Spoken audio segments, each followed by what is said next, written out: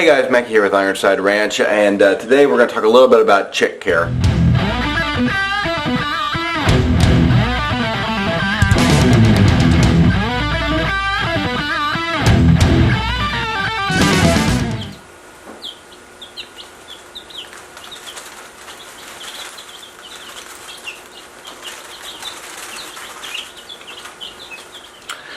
So we got some new chicks in, and basically, but through predation and disease or whatever, we've lost some of ours, and so we want to.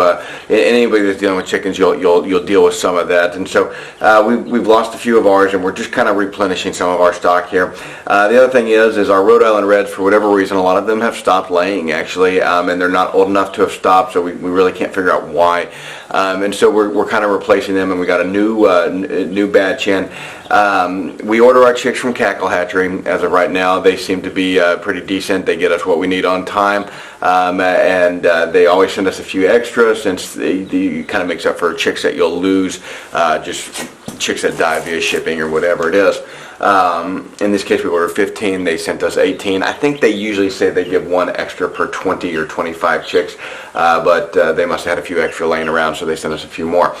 So Cackle Hatchery's always been really good to us. That's where we order from. We don't have a local hatchery that I know about, and so that's why we elect them. This particular batch is what they call their Easter egg batch, which is basically just leftovers from their different egg batches and their different breeding stocks, and so they kind of pile the leftover onesies and twosies, put them in this Easter egg basket, and so you don't get to pick what type of chicks you get. So there's lots of different types of chicks in here, from Leghorns to Rhode Island Reds to different Banties or whatever, all of which are laying chicks, but you don't know the rate that you're getting. But they're a good deal, so for kind of homesteaders, people that aren't doing this commercially, they're a great option. It's a very affordable option. I think it cost us, I want to say, $40 plus shipping and handling. And obviously, there's livestock handling fees when you're buying your chicks, so if you're not aware of that, be aware of that now. I think there's like a $25 charge on there for USPS. USPS is not always the easiest to deal with when you do go to pick up your chicks. They always call us very irritated that they have the chicks there, which just I find mind-boggling. But our local USPS they're always very mad that we have chicks there in the office, and then they tell us that we only have a couple hours to pick them up before they ship them back. So they're not particularly pleasant to deal with. Hopefully your experience is a little bit better. So the things that we actually wanted to discuss today was how to actually care for your chicks if you're a new owner. So that's why I'm kind of going to run over some of these basics here. So if you're a new owner, those are the things that you're going to deal with. You're going to deal with USPS shipping policies and their kind of crap that you have to deal with there. And then you're going to actually receive your chicks. And so you have to have a place to obviously receive them. So let's zoom in here and I'll show you what we've got set up. So you can see here we built this little cage. The base of it is just around some extra OSB that I had laying around, and so I just ran through my table saw, ripped it all down. These are some shipping pallet legs, and just so this is all scrap wood, and then we just threw some wire around here, so as they get a little bit bigger they can't hop out. They're getting to the point where they can hop over this. When they get big enough that they can jump out over this, we'll probably throw a piece of wire over the top of this to hold them in, but right now we wanted room for the heat lamp to drop down in here. So you've got to have some way of obviously containing them, giving them enough room to run. Now realize they're going to be in here for several weeks. They need to at least stay in here until they have feathers, but you're actually going to end up leaving them in here for a minimum of 4 weeks, but longer is better, so shooting for 6 to 8 weeks to leave them in here. This is obviously a little bit small, so we're going to get them moved over to their normal pen at about 4 weeks, but we'll leave them in here for probably another 2 weeks that they'll actually be in the pen and in this thing. Right now we're just out in the shop. The next thing that you're going to have to deal with is you got to deal with the temperature in there. Now, depending on the time of the year, you're going to have, and where you're located, you might have different requirements on this. In Alabama, we can get away with a heat lamp. Even when I lived up north, you can generally get away with a small heat lamp, particularly if the area you're in is heated. But the heat lamps will usually take care of all your needs on this. These small heat lamps are relatively inexpensive. They're about $10 plus the bulb, and bulbs come in 2 packs, and they're again not outrageously expensive if you get them at the right place. Some places we found them online, they wanted like $40 for a 2-pack, and then other places you could get them for $7 for a 2-pack. So there is a wide variation in price here. I think Tractor Supply ended up being the cheapest, I can't remember now. The thing about the heat lamps is that they're a big fire hazard, so you do got to be careful with them, and you're not going to be out here monitoring it. So you got to think about a little bit of safety on this. So the way that we always set ours up is we kind of have 3 points of safety on it. So we have the main clamp that is always hooked up, and then we have a string back up to catch it in case that were ever to slide off or an animal were to get in here and knock it off. And then lastly, we always hang the cord up instead of running it to a ground outlet or something like that. We always hang it up and run it through the rafter or whatever. So that way, if something were to happen that would be outrageous, that would still catch it and actually lay it up against this wire here and keep it from causing a fire. So I'm pretty anal about that, because just by the nature of where these are at, it would end up causing a fire in an area where all my tools are at, or my tractor's parked at, and so we obviously want to make sure we're protecting our assets there. Now, the question that you're going to ask then is, again, if you're a new chick owner, is how hot does it need to be, and how close does the heat lamp need to be to make those temperatures? And the technical answer is for the first week it's supposed to be 95 degrees, and then you drop 5 degrees every week after that, so 90, 85, 80, etc. In our case, we're in Alabama. It's already 90 to 100 degrees during the day, but you'll be surprised they still actually do need a little bit of residual heat even in that temperature at their first week. So what we will probably do is they have the heat lamp on now. We turn it on predominantly at night, and then we will turn it off during the daytime because it just gets way too hot in here in the daytime. They seem to do okay. After about the first week or 2 weeks, they will probably no longer have the need for the heat lamp because of where we're located at. If you're in a colder environment, you do gotta keep the heat lamp on them a little bit more. Now, the thing with your heat lamp is the way to tell if it's right for them. We don't use a thermometer. We don't add anything in like that to see. The chicks will tell you if it's too hot for them. If they're all gathered in a huddle underneath the heat lamp, they're cold. If they're spread out and they're moving away from the heat, then they're too hot.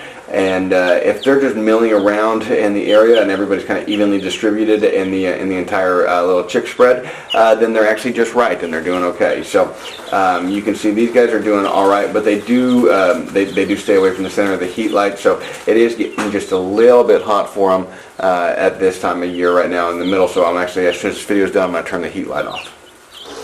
Okay, so as far as the feed options go, you have a water dish over here. Now we do, when they're young, we fill their water every day, and we make sure that while their immune system's developing, that they do have fresh water.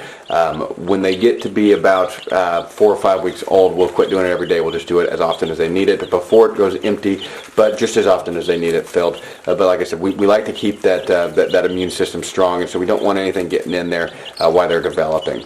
Now, over on the left, you have the feeder. There are different feeder options. You can buy feeders from Tractor Supply for about $10 for chicks. In this case, we had this one laying around from an old barn cat, and it works just fine. They'll eat it directly off the ground, so don't go crazy with what you get with your feeders. It's not worth the money. They're only going to be at this for a couple weeks in here. If you want to spend money on a feeder, use it for the adult one so that you can throw a couple bags of feed in there. In this case, it's just really not worth it. They will they'll pick it right up off the ground, and so you just need something in there, and you know, candy dishes or anything work just fine too. In this case, right now with COVID going on, people are having a hard time finding chick feed, and I know our local supply is low. Everyone's having a hard time finding chick feed in stock, even having a hard time finding feeders and things like that. The answer to that is you can use things like layer feed, and if you can't find layer feed, you can actually use cracked corn as well. Cracked corn doesn't provide near the nutrients that they need, so you have to supplement if you're going to use cracked corn. Now you can supplement by adding in your scraps and food from the house, so there's lots of options there. Things like the ends of romaine lettuce. After you cut up your lettuce for salad, those ends, actually they'll eat them, but it also gives them something to do, and they peck it and everything like that. So you do just got to make sure that you keep it cleaned out, otherwise you'll start getting a bunch of flies and other issues in there. So and you don't want the rodents coming in there, obviously messing with your chicks either. So just no meat scraps for right now, unless you're going to clean it out as soon as they're done. So just make sure you're kind of careful about what you throw in there. But you can supplement. One of the best supplements for them is scrambled eggs. Actually, if you think about it, it makes a lot of sense, since they're going to that egg egg yolk or that egg white actually provides them the nutrients. Whether in the egg itself, the scrambled egg option makes a lot of sense because it provides a lot of the same nutrients that they would be getting in the egg, but they're actually getting it out here. So it's just a very similar substance for them. So scrambling up some eggs does drastically help them and can assist in that. If you're using something like layer feed, that will work just fine. You don't need to supplement that at all. It's a little bit low on the protein content for them growing. It's not probably going to cause any problems with them having stunted growth. You wouldn't, the chick feed, the chick starter feed, that's actually more developed for something like a Cornish cross, where you're actually raising them out for meat and you're trying to pack as much protein in there as you can for that time. In this case, these are layer chicks, so it's not really going to make a difference for them. So again, don't go crazy if you're having trouble finding the feed. There are lots of options out there. Chickens are omnivores. They'll eat virtually anything you throw in there that is edible. So there's plenty of options to supplement it. So don't go crazy about that. You can certainly make your own diets for it. Just remember, at one point in time, these guys were wild and they were getting all their nutrition from bugs and just the vegetation that they could find laying around. So even when we free range ours, we don't feed them when we free range them. We let them gather their own food, and in which case they take care of a lot of our bugs down here in the south, and they just kind of clean up grass seed and stuff like that around. So they do a great job keeping the property clean, as long as you don't mind the chicken crap. So that's really about it, guys. There's not a lot to keeping chickens. They're actually incredibly simple, and you're never going to make up your money in the cost of the chickens and the cost of the feed versus what you would pay for eggs at the store. Unless you're buying good organic quality eggs, then you might see a cost over time. This is about being self-sufficient and providing your own food. If you free range them, you will obviously make up those costs, but you have to be able to free range them in order to do that and allow them to clean up the bugs. And some of you, especially if you're having backyard chickens, you may not have that option. So but again, chickens are omnivores. They can eat virtually everything you throw in there. There's not a lot, even chicken you can throw in there. We choose not to. We feed any chicken we have to the pigs, but even chicken you can throw in there, and know people that do it. But in our case, the only thing that you do want to be careful of is the raw meats. If you're throwing raw, you don't really want to throw raw meat in there. You want to throw, if you're going to put meat in there for them, you want it to be cooked, because you want to keep the salmonella out of your herd, so you're not getting, or out of your flock, so you're not getting it in the eggs. So as of right now, they should be free of salmonella in theory, and so we're just going to try to avoid introducing that to our chickens anyways. But the same rules apply. We cook all of our eggs, we wash our hands after we handle chickens, and so we treat it as if we're dealing with salmonella one way or the other. So at the time it comes to introducing them to the new hens, we will have some options for that. And one of the ways that we can introduce them is we can move this over there with it covered and let the hens get used to them in here for a while, and then let that after they get used to them, then we can start letting these out. They do need to have feathers. They need to be large enough that they can defend themselves before you put them in with other chickens. Eventually they'll establish a natural pecking order and it'll be fine, but they will have significant fighting initially if you just go and throw a whole new batch of chickens in with some old chickens. They'll need to establish that pecking order, and if you do that wrong, you're going to end up losing a few chicks. So you just got to be a little bit careful about that. Now, one thing that you'll see people do is you'll see people, when they first get their chicks, they dip their beak in the water to make sure that they're getting water. We found that to be a completely unnecessary step, so we don't personally do that. I'm not saying it's stupid, but I've never lost a chicken for that cause. So we do not do that. It's probably not a bad idea to do it, but we've elected not to. I don't see any benefit to doing it. The chickens have no problem going and finding the water. We've never had a chicken that had an issue with that.